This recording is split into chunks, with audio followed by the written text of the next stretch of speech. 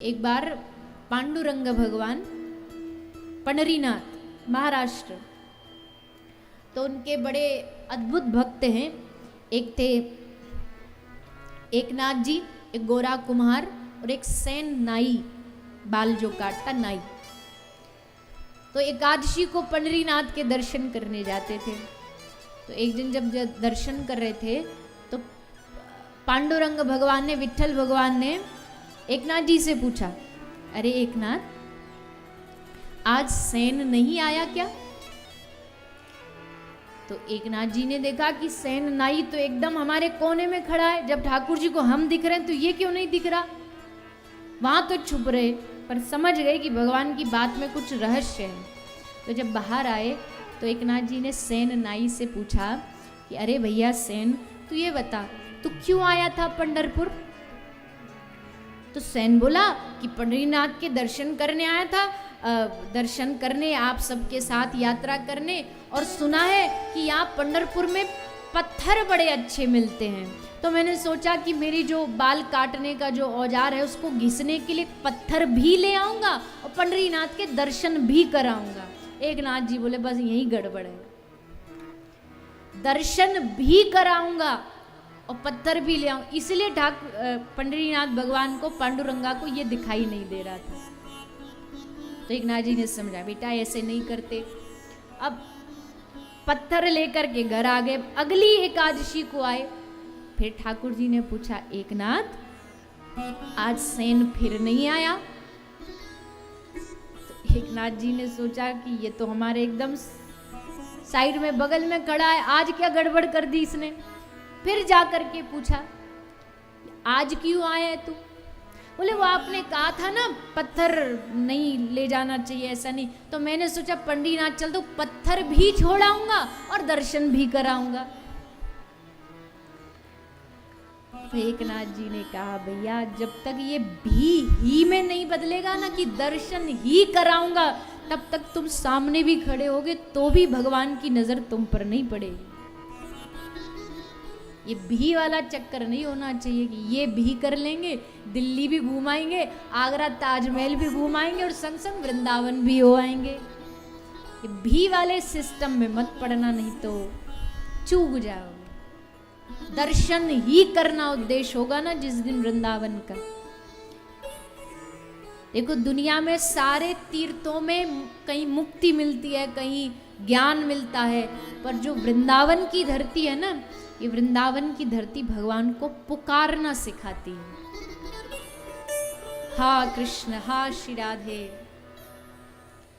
हा नाथ Raman प्रेष्ठ, quasi quasi महाभुज, Kanhaiya Kanhaiya पुकारा करेंगे, लताओं में ब्रज की गुजारा करेंगे।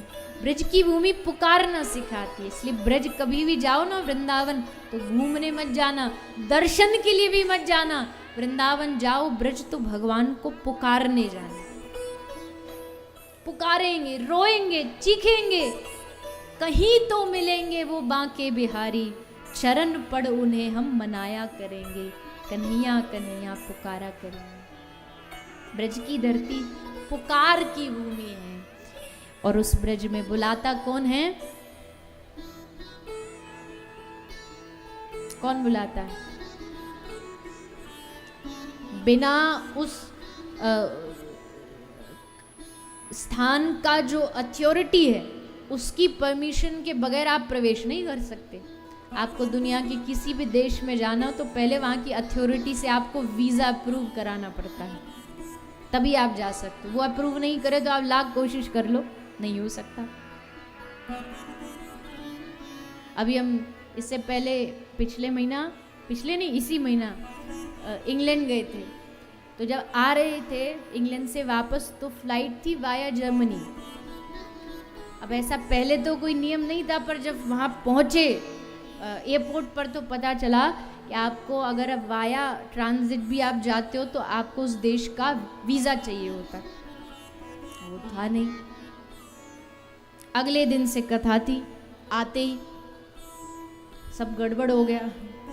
खूब प्रयास किया, कोशिश करी, पर ये तो नियम है, जिस कंट्री का वीज़ा अगर आपके पास नहीं होगा तो फिर आपको उसमें घुसने ही नहीं देंगे, अथॉरिटी आपको परमिशन ही नहीं देगी। बाद में फिर सब सॉर्ट आउट हो गया। तो कहने का मतलब है कि आप जिस स्थान पर जा रहे हो उसकी जो अथॉरिटी है, उसकी जो सरकार है, उससे परमिशन चाहिए। तो ब्रज की सरकार कौन है? ब्रज की मालिक राधा रानी। ब्रज में मालिक नहीं चलता, ब्रज में मालकिन चलती है। ब्रज में सेठ नहीं है, ब्रज में सेठानी है। सेठ आपके राजस्थान में है। नहीं, आप तो हरियाणा वाले हो ना ज्यादातर, पर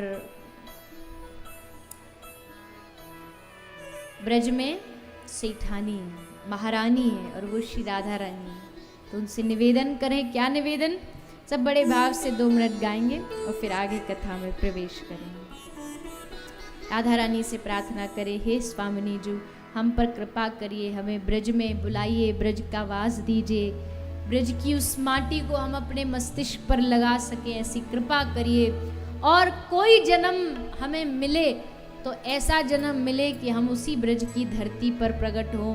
भले आप हमें कोई ब्रज का फूल बना दो, पत्ता बना दो, पौधा बना दो, बानर बना दो, बंदर बना दो, पर बनाओ ब्रज का। और कुछ भी नहीं बना सकते तो गोपी के चरणों की धूल बना दो।